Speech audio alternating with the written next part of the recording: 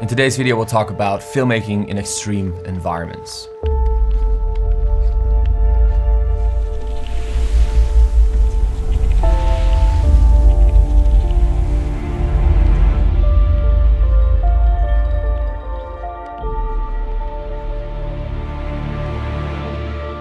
We'll go over the entire filmmaking kit for gigs like these, but also all the other accessories that are necessary for a trip like this, which you can view up here, which I posted the week before. But first, and I normally skip this part, but if you have no idea who sits in front of you, my name is Sjoerd and I'm a Dutch filmmaker. This channel is basically my creative outlet. I use it to post my short films, my tutorials, but also videos about business, finance, and productivity. If you like what I'm doing, make sure to share it with your friends because I would love to hit that 10K subscriber goal before the end of the year. At the end of the video, I'll go over all the questions that you guys asked in the comments on Instagram and on YouTube, so make sure to keep on watching. But let's start with the first item, and that is the camera, of course. The camera that I use, as many of you know, is the Blackmagic Pocket Cinema Camera 6K Pro. These names are ridiculous, really. I mean, anyway. I pair it with a Sigma 18-35 and a Tiffen Black Pro Mist Filter 1/8. The reason for this is because I don't want to expose my sensor to the elements. For example, if you're in a desert or on a mountain or somewhere rainy, and you take off your lens to do a lens change alone, there's just too many things that you need to do and you cannot properly protect the sensor. So in situations like these, I'd rather shoot with a zoom lens so I can just act fast and quickly. And then for the audio, I use the Deity D3V Mic Pro, I think it's called, if I'm correct. And I just stripped the entire camera of the cage and all that, and I put a little cold shoe mount on top of it, so I can just mount the microphone on top of the camera. On the bottom, I put a small, tiny Peak Design plate, because I use a Peak Design tripod, a small carbon travel tripod. Reason for that, of course, because it's extremely lightweight. And then also, and this was a lifesaver, I used that Peak Design clip.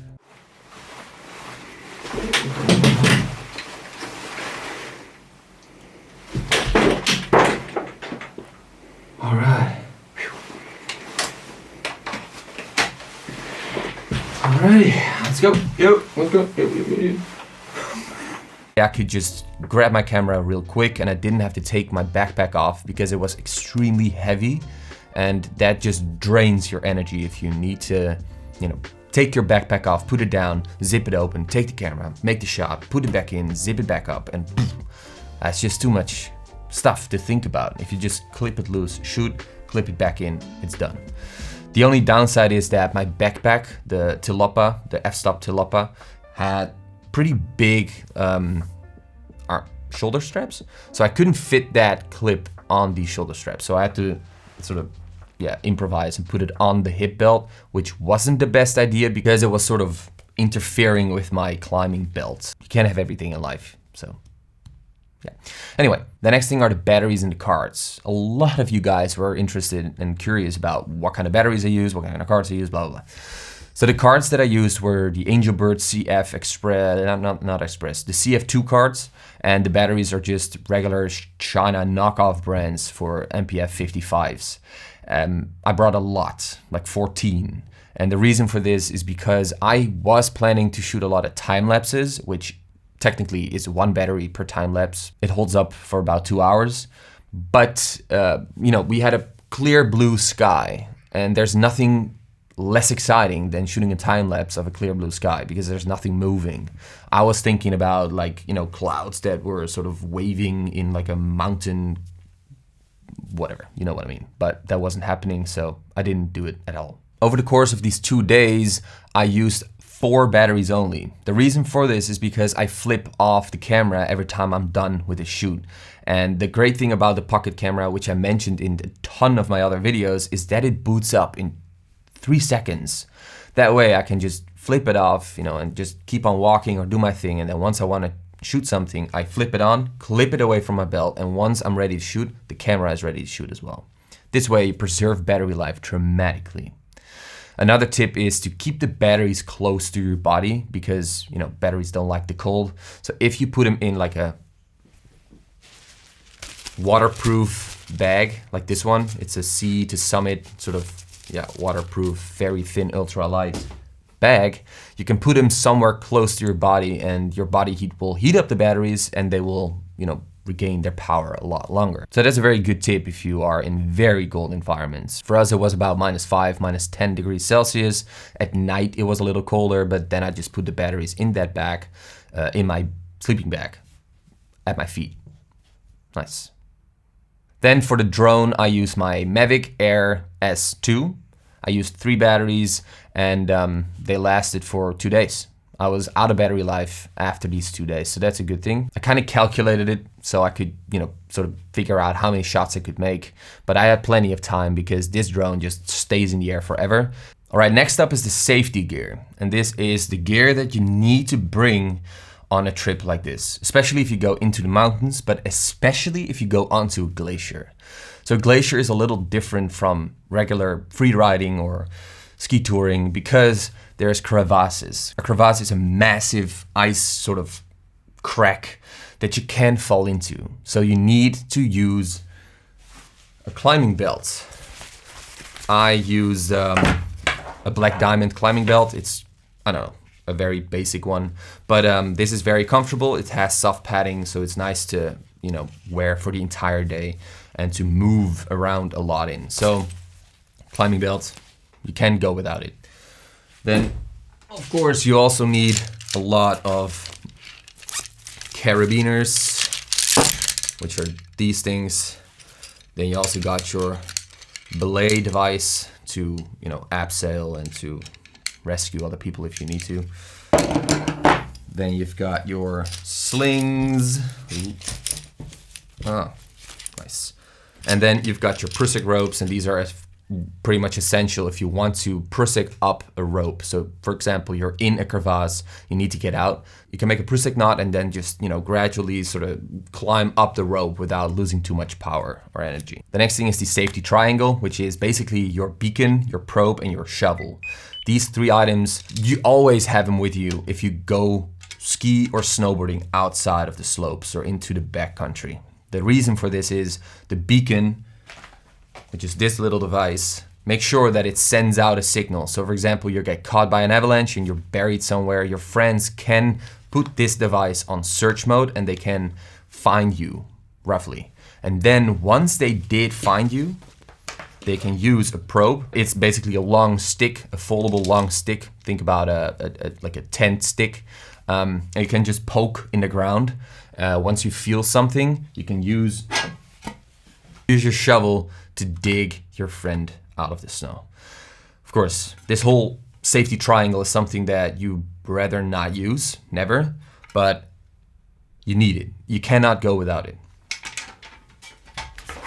So that's that. Let's go and talk about the Q&A. I asked you guys on Instagram what kind of questions you may have about an expedition like this, and a lot of you guys responded. So I summed up a couple questions, and the first question is, which song did you use? Well, obviously I cannot remember. I do remember it's 3 different songs. It's from Artlist. Artlist is basically my main platform that I find my songs and my sound effects. If you want to join that platform, for example, you can click on the link below. I'll earn a little bit of commission and you get 2 months for free. The next one is, how did you outrun the drone? This is a good question because this actually takes a lot of effort.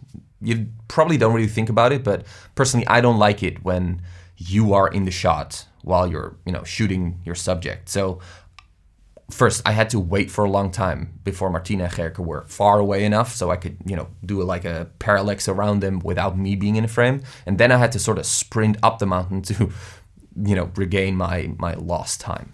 So that was a bit of a hassle. So how many calories did you burn while hiking and shooting? Well, I use Fitbit. This is just my watch, and I kind of wear it all day, all night.